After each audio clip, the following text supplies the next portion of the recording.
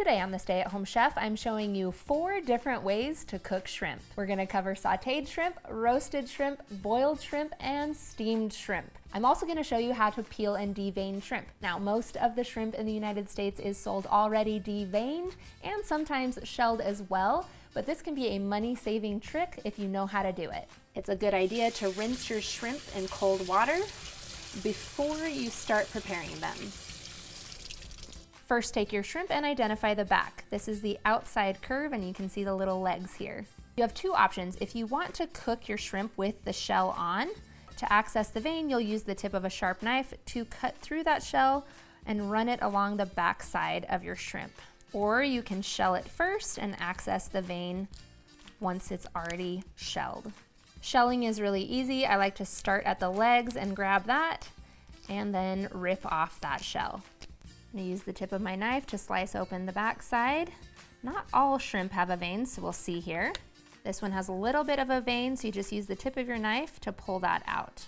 The vein is edible and completely safe to eat, but it can have an unpleasant gritty texture, especially if it's a large one, so it is a good idea to take the time to remove them. The last thing in preparing shrimp is whether or not to leave the tails on. It makes a nice little handle if you're making shrimp cocktail, or you can remove it for easy eating. Here we have 1 pound of peeled deveined shrimp with the tails removed, which is perfect for sautéing. So it's time to go over how to sauté shrimp. This is a really common cooking method for cooking shrimp. It's quick, it's easy, and it's great for pastas and sauces. Melt 1 tablespoon of butter in a skillet along with 1 tablespoon of olive oil. Once that's melted, add in your shrimp. Shrimp cooks super fast, and it's really easy to tell when it's done. So just keep stirring this around and flipping them over. And after just about 1 minute, you'll see that the shrimp turn pink on both sides, and that's how you know when they are done. It's really easy to see the side-by-side difference between the cooked shrimp and the raw shrimp. Overcooking shrimp gives it a little bit more of a rubbery texture, so you want to make sure you pull it off as soon as it turns pink. Next up, let's roast shrimp. Preheat your oven to 400 degrees Fahrenheit, and then spread your shrimp out into an even layer on a baking sheet. Drizzle these with about a tablespoon of olive oil, and then season these as desired. You can use some sort of spice mix, but today we're keeping everything super simple and straightforward, so you can use it in sauces or customize. So we're only gonna add salt and black pepper. Roast these in the 400 degree oven until they just turn pink, which takes about 6 to 8 minutes. Each of these different cooking methods produces a slightly different texture on your shrimp. When it's roasted in the oven, it's a little bit sweeter and softer, which is always super delicious. Next up, let's cover how to boil shrimp.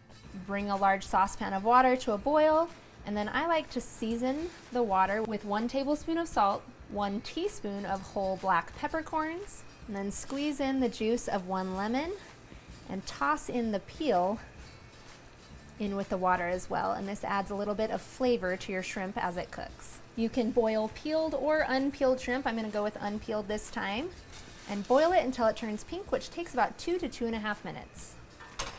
This way you can see what cooked shrimp look like when they still have the shells on. Still a nice little pink color. Boiling is a great method for cooking large amounts of shrimp at the same time. It's the texture you might be most familiar with because it's the method that's used to make all that pre-cooked shrimp that you can buy at the grocery store. You'll need a pot fitted with a steamer basket, and in that you'll want to bring half a cup of white vinegar and half a cup of water to a boil. Once boiling, add on your steamer basket and pour your shrimp directly inside. Pop the lid on and let steam until they turn pink, which will take about 6 to 8 minutes. Steaming gives you the most silky and tender shrimp. It's delicious. Now, with both the steaming method and the boiling method, if you want to cool them off quickly and stop the cooking process, you can place your cooked shrimp into a bowl filled with ice and water. This is called an ice bath, and it stops the shrimp from cooking. These are all super basic ways of cooking shrimp, but of course you can season them or sauce them however you'd like. Now let's take a look at a side-by-side comparison of all 4. Here we have our sautéed shrimp. Here is our roasted shrimp that we roasted in the oven. Here is our boiled shrimp, and here is our steamed shrimp. Let's place them onto a slate here so we can really get a good side-by-side look.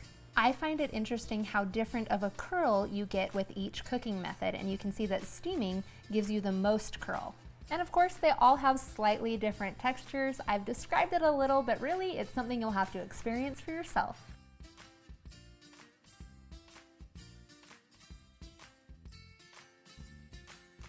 I've got flavoring and sauce options on my website, so be sure to check that out. But thank you for watching. You can find the full written recipe in the video description.